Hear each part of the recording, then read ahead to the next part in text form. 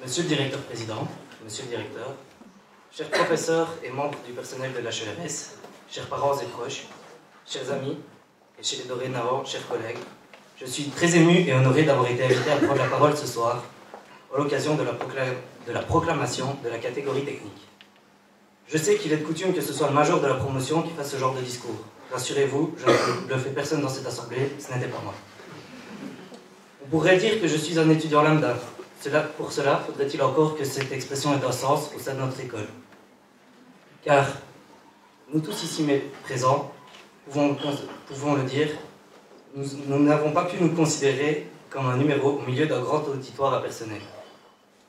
Dans beaucoup d'universités, la première chose que l'on entend est un discours du plus haut responsable qui nous dit « Regardez à votre droite et regardez à votre gauche.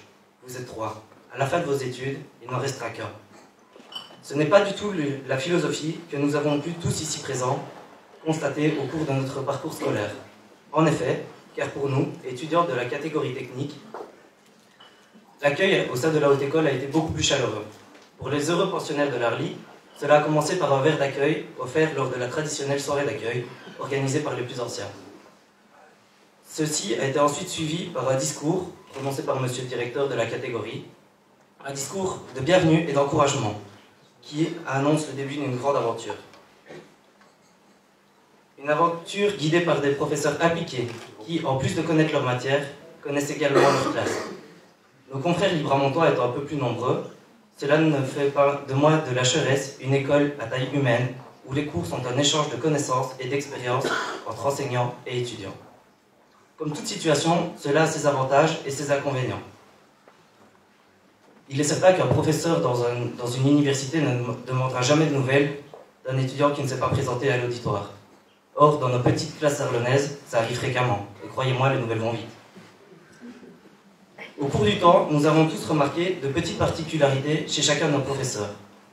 Que ce soit une manière unique d'éternuer, ou de remettre à la perfection l'alignement des boutons de sa chemise, des comparaisons parfois très inattendues entre du bûcheronnage et une mesure au dixième de millimètre, ou encore des expressions complètement typiques. C'est vrai après tout, quel étudiant oserait se présenter à son examen sans sa truelle? Il ne faut évidemment pas oublier dans l'histoire le reste du personnel de l'HERS. Car oui, c'est à eux que nous devons la mise en ordre de nos dossiers et le fait d'être rassemblés aujourd'hui.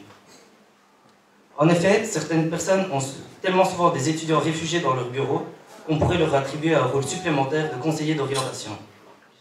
D'autres font tous les jours preuve d'une patience exemplaire. Combien de fois n'ont-on pas entendu « Mais non, mon loulou, regarde !» Ou combien de fois n'entendions-nous pas encore, au coin d'un couloir, les plaisanteries et les rires des dames d'ouvrage résonnaient, alors qu'un troupeau d'étudiants se ruait, les chaussures sales ou pleines de neige, vers un sol à peine sec. Et combien de fois ces mêmes dames ont dû extirper hors de la cafétéria certains piliers de comptoir faisant presque partie des meubles avant de pouvoir rentrer chez elles. Revenons-en maintenant aux principaux intéressés de cette soirée. Nous, étudiants rassemblés ici pour célébrer un aboutissement. Pour y parvenir, nous avons dû surmonter nombre d'épreuves, telles que les jours du blocus. Une période que chacun vit à sa façon.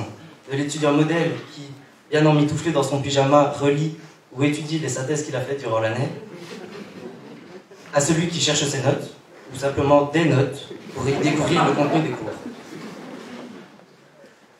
Tous les étudiants ici présents pourront le confirmer. En ces moments difficiles, nous faisons preuve d'une imagination débordante. Un bic à 4 couleurs et une feuille quadrillée nous transforment en vrais artistes dignes de faire pâlir Picasso lui-même. C'est également lors de ces longues après-midi que, tels les brillants ingénieurs que nous cherchions à devenir, un vieux câble d'imprimante et un clou peuvent se transformer en un super passionnant électroaimant décapsuleur. Albert Einstein a dit « L'éducation, c'est ce qu'il nous reste après qu'on ait oublié tout ce qu'on a appris à l'école. Plus que simplement une matière ou de la connaissance, ce que nous avons appris au cours de nos études, c'est un savoir-faire et une manière de réfléchir. Que nous soyons destinés à devenir ingénieurs, gestionnaires, chimistes, ouvriers qualifiés, nous tous, nous avons intégré la philosophie de compréhension et de travail que nos professeurs ont cherché à nous transmettre. Quelqu'un m'a dit un jour, « Ce qui est génial dans tes études, c'est que quand tu pousses sur l'interrupteur, tu sais pourquoi la lumière s'allume. » C'est cette phrase qui m'a donné la volonté d'aboutir mon parcours scolaire. Je trouvais donc important de la partager avec vous tous aujourd'hui. Au cours de notre vie, nous allumons tous des centaines, voire des milliers d'interrupteurs. Et je crois que la plus grande chose que nous avions appris ici, ce n'est pas le mécanisme de l'interrupteur ou bien le chemin du courant, mais la question du pourquoi et du comment. L'école ne peut avoir réponse à tout. Une vie de cours ne suffirait pas. Je pense que ce que l'école nous a donné, c'est l'envie de comprendre et les outils pour y arriver.